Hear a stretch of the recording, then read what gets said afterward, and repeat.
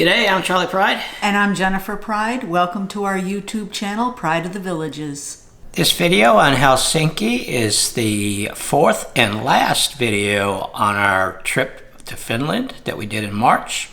And hopefully you enjoyed the other three videos that we did when we were in the Lapland area above the Arctic Circle. Now, we had to have a negative COVID test prior to re-entry to the United States, and the remoteness of our lodge in Lapland precluded us from getting the test done there. So an option was to fly to the capital of Helsinki and get the test done at the airport. That's when we decided to just spend a couple days seeing the capital city.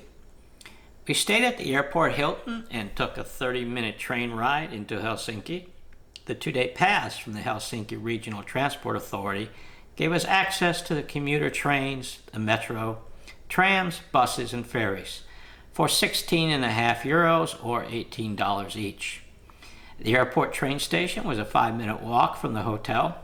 Something became evident while traveling in Finland is that there are two official languages, Finnish and Swedish. The destinations have two completely different names. However, English was widely spoken and it was easy to track our commute into the capital's main train terminal. Helsinki's main train terminal is a hub of activities, with trains not only arriving from cities in Finland, but also internationally. There are a lot of Russians arriving from St. Petersburg at this time.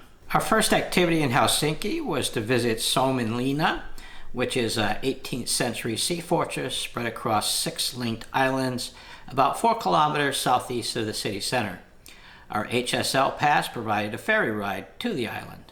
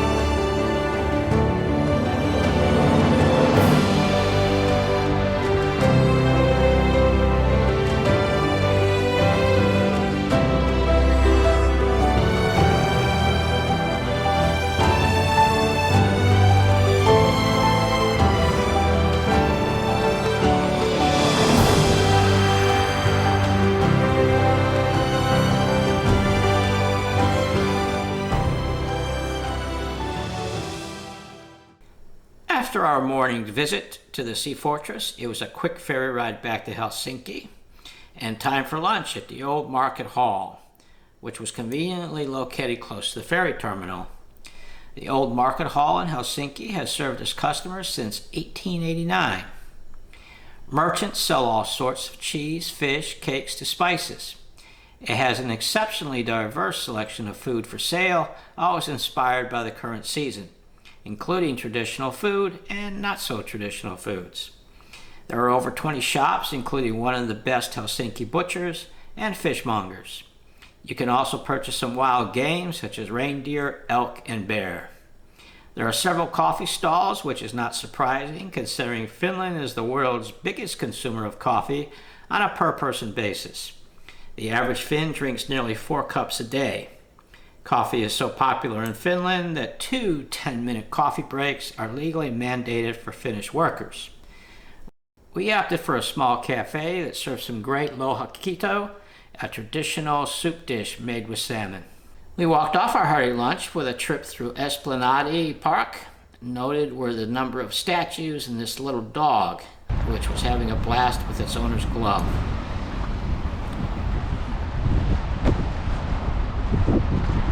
The next stop was Stockmans department store. Stockmans to Helsinki is what Harrods is to London or Macy's to New York. In the basement of Stockmans is this huge food hall with just about everything.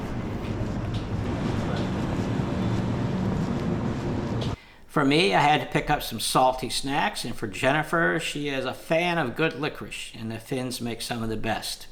A warning note, salmiakki or salt licorice is a very acquired taste, not one of Jen's favorites.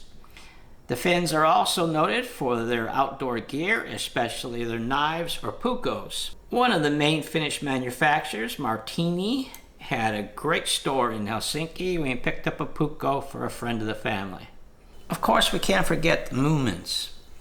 Moomins are iconic in Finland and have followings around the world. The Moomins are the central characters in a series of books and comic strip by Finnish illustrator Tove Jansson. They are a family of white, round fairy tale characters with large snouts that make them resemble the hippopotamus. However, despite this resemblance, the Moomin family are actually trolls. The family lives in their house in Moomin Valley, and they have many adventures along with their various friends. The brand is very noticeable in Helsinki. Stepping off the plane at the airport was the Moomin Coffee Cafe. There was also Moomin Department in Stockmans and several Moomin stores in the city.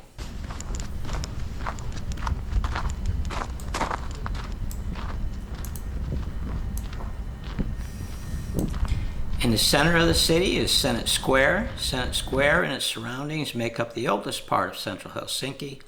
Landmarks and famous buildings surrounding the square are the Government Palace, the main building of the University of Helsinki, and the Helsinki Cathedral.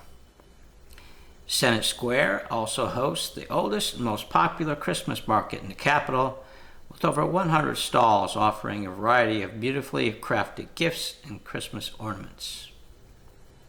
Days 2 lunch was at Hessberger. Founded in 1980, it is the largest hamburger restaurant chain in Finland, Estonia, Latvia, and Lithuania. The company name is derived from the nickname of the founder, Heikki Salmela. Unique is that some of the restaurants provide car washing services. It's like a baby.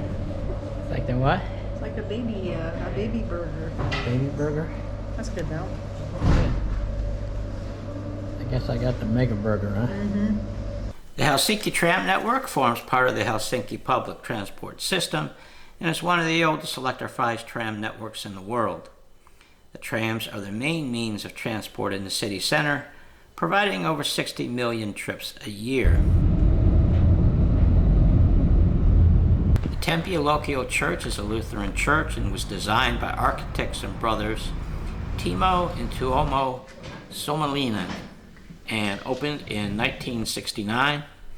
Built directly into solid rock, it is also known as the Church of the Rock and the Rock Church. The interior was excavated and built directly out of solid rock and is bathed in natural light which enters through the skylight surrounding the center copper dome. The church is used frequently as a concert venue due to its excellent acoustics. The acoustic quality is created by the rough, virtually unworked rock surfaces. The church is one of the most popular tourist attractions in the city. 500,000 people visit it annually. The organ is 43 stops and 3,001 pipes. There are no bells at the church. A recording of bells is played via loudspeakers on the exterior wall. Our next stop was the Cafe Regatta. The Cafe Regatta's building was built in 1887 as a shed for fish nets next to the family's villa. Cafe Regatta was established in 2002. Now getting there was a challenge. I took a wrong turn, which caused us to be on the wrong side of the water. Now we could have backtracked a mile on land or crossed the frozen ice. Seeing the locals do exactly that, I thought that was the best course of action. Jennifer did not agree, and the adventure began. Bad ideas. What's it? I said this is one of our... Hey, stay on where at least somebody has walked. At least we know that they have made it. Is this the what? I said it's a long way to be on ice. Oh, Jen, come on. Look at this guy's getting ready to walk out on it. Hey, this falls in the category of adventures afar. Adventure, and then there's misadventure. Making it safely to our destination, the cafe is famous for fresh cinnamon buns, blueberry pie, and hot chocolate served in a unique outdoor atmosphere. They had a nice fire to keep the customers warm. Walking across the lake, we have now reached the Regatta Cafe for our hot chocolate and cinnamon buns. The last stop was Sibelius Park, constructed in honor of Finnish composer Sibelius. This seaside park and memorial is one of Helsinki's major attractions. The abstract monument is actually a kinetic musical sculpture, a bundle of 600 steel tubes that capture the wind like a pipe organ. When it was unveiled in 1967, it sparked debate about the abstract art. To appease the critics, a second sculpture, a representational bust of Sibelius, was added to the memorial. Well, that video on Helsinki ties the bow on our Finland trip. 4 videos in total. So now we'll be back to concentrating on videos here, inside and outside the villages, and anticipate in a couple of days we'll have a video out on the Blueberry Festival that just occurred in Brownwood Paddock Square. So we'll see you on that video.